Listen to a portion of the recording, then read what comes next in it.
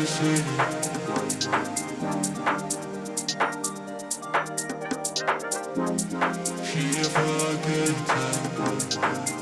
everybody, so today I'm gonna explain how I made this music video I released last month. The reason why I'm doing this video is because I wanted to talk about the workflow, not just the tools, not just the AI tools, and because I've been doing this kind of stuff forever. To me it's very natural to use all those tools, you know, whatever is for editing or After Effects and anything related to creativity. And now with AI, I just wanted to show how you can mix all those tools. And also I wanted to show not just about the workflow, but just about the struggle when you try to create something, and what I did right and what I did wrong with this video. So just before to start, I wanted to tell why I did this is because after a few months of doing only tutorials, trying to test things with AI, you know, like starting on Stable Diffusion, it's already a lot of stuff, then Deforum, which is already a lot of stuff, and then Animated Diff on top of that. I just wanted to create the music video that will include all those tools. But at the beginning I wanted to use Deforum, Animated Diff, Runway, and doing some like 3D with Blender, stuff like that, but honestly it was too much, so I decided to go simple with Deforum.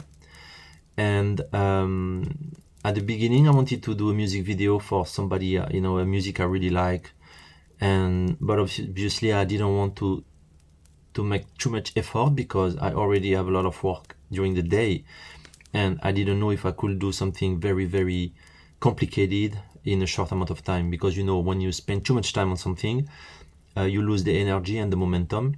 So I wanted to do something simple using Deforum. So I contacted a friend that just released a project, and I told him, okay, do you want me to do a music video?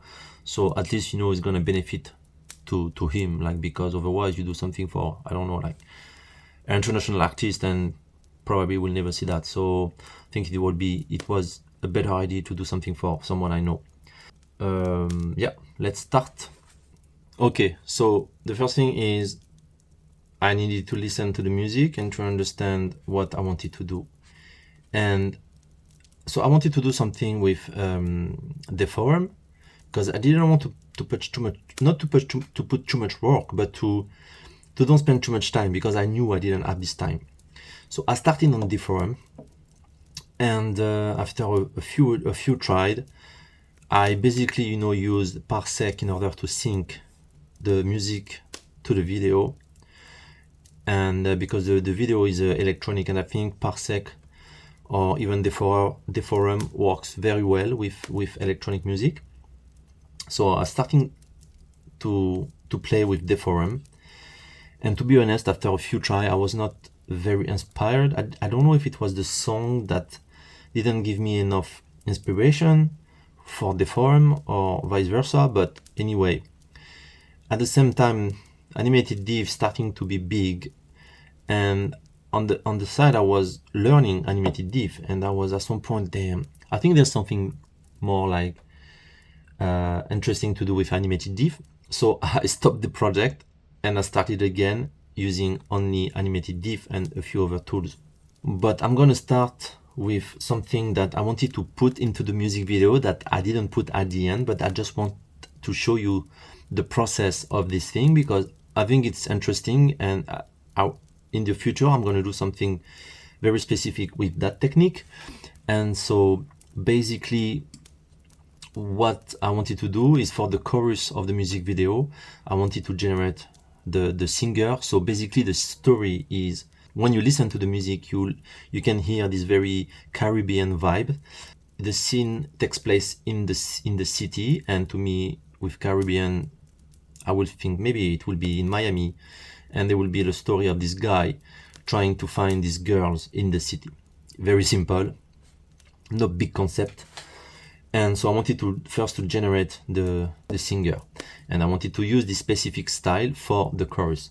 So basically what I do is I go on Midjourney, and obviously I create a specific channel for my project because I don't want to be lost within all the different generation I could do on the side. And so I decided to take this singer on the image 4. And what I do now is I only create a subtle variation of the same image. And I do, I think, something like 10 batches, I think, or 12 batches in order to have at least 50 images. So we can see here the 50 images. And then I export all the image. When I have all the image, I put them in a folder.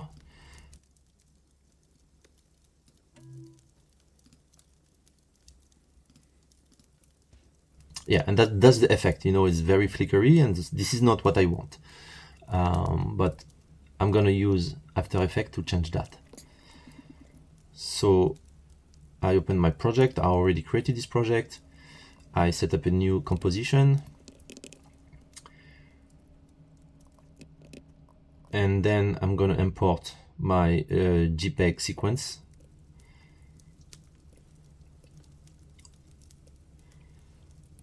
And you see it's very it's not very interesting right now. I'm gonna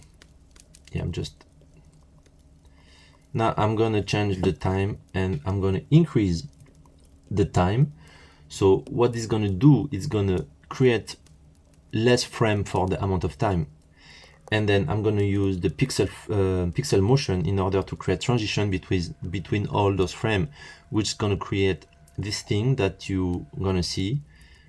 It's this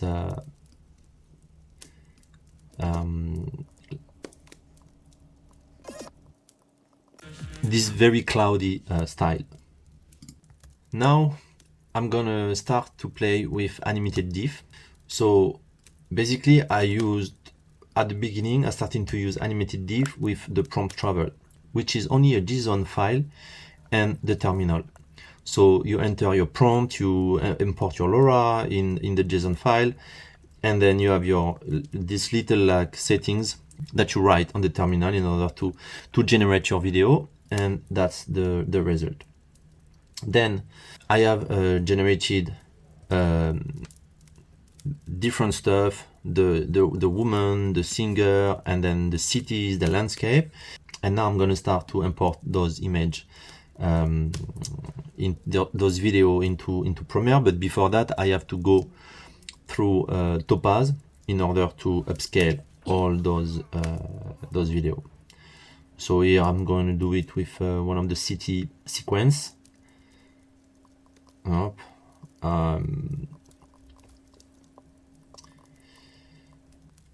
I did nothing else than upscale and enhance the details, and I'm like just taking care of the editing, which I try to sync with the music. So because when you generate stuff with animated diff, there's a lot of movement, and you have to do a lot of generation, place them in the folder where you can find them, and then play with them in order to fit the time that you have, because sometimes you have only like 1 second of footage because the rest is shit, and so you have to play a lot, and then you need a lot of different generation in order to have the material in order. Now what I'm gonna show you is how I did the chorus. So basically I generated the singer with animated diff, and then I wanted to make the singer sing the chorus, but I don't have the acapella. I mean, I have the acapella, but the sound is so distorted with the vocoder and with the filter, and so that Wave Tulips will have never been able to catch the phrase. So I had to sing myself the chorus, and to be honest, I didn't even understand exactly what the chorus was. Even my friends who are like American natives, they couldn't tell. So I did what I can. So here is my try with the using Ableton Live for the recording. Driving around the city,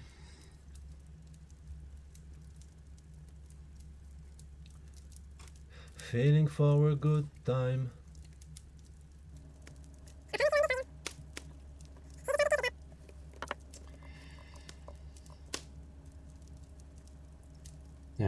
So you can see that is not really good, but it's gonna be enough for what I want to do. So now I'm gonna export this sequence in Wave.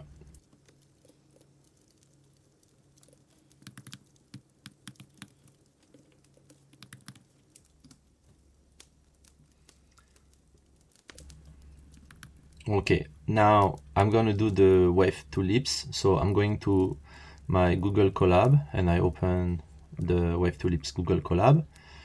I import the video that I wanted to put the lip sync and the sound that I just did. And then I let the machine do whatever she wants to do, and this is the result. So there's something I didn't show, but I literally like cut and only keep the I didn't put so much space between the chorus part because I wanted to you know, to save some time. And now I'm gonna re-put the right sequence at the right time. Now I have done pretty much all the generation for the woman, the generation for the cloud, for the city, and for the chorus, for the man.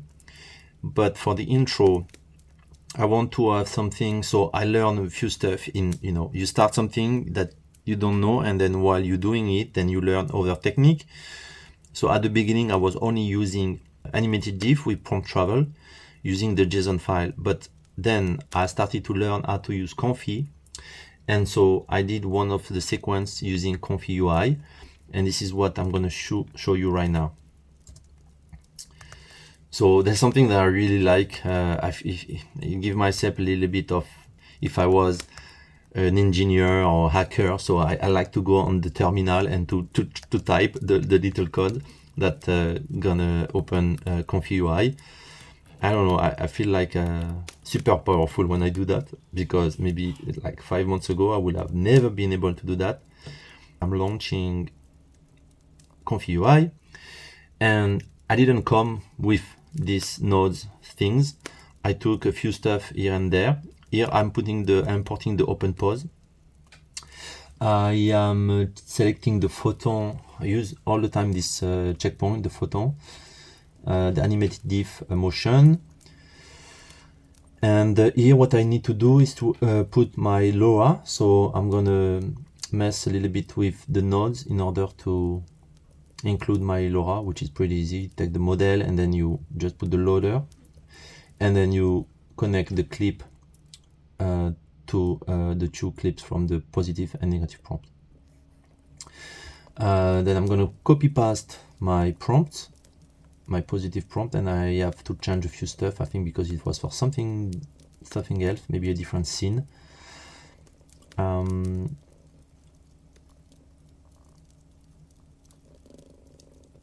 Yeah, and then the negative prompt. And I think when I did record this screen, I didn't change the LoRa.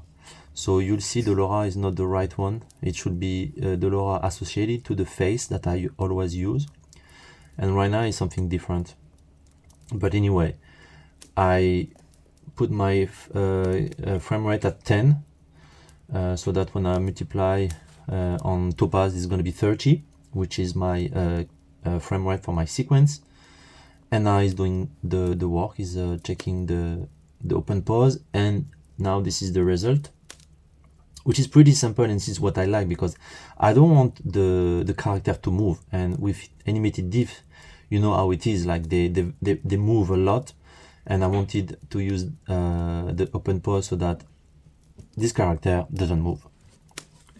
Now we're going to talk about the the good thing with Premiere, you can take the sequence, like Command C, and go to After Effects, Command V, and it's going to copy everything, and this is amazing. So you have exactly the same thing. So now I'm copying all the sequence. I'm gonna go inside the sequence, and I have put the name of the artist, and now I'm gonna focus on the title. This is the logo that I'm gonna put at the end. And now I'm going to focus on the title, which is the city. I'm going to Adobe Fonts in order to find a better font. And in order for the title to appear, I'm going to use the type writing filter, not filter, but effect of After Effects.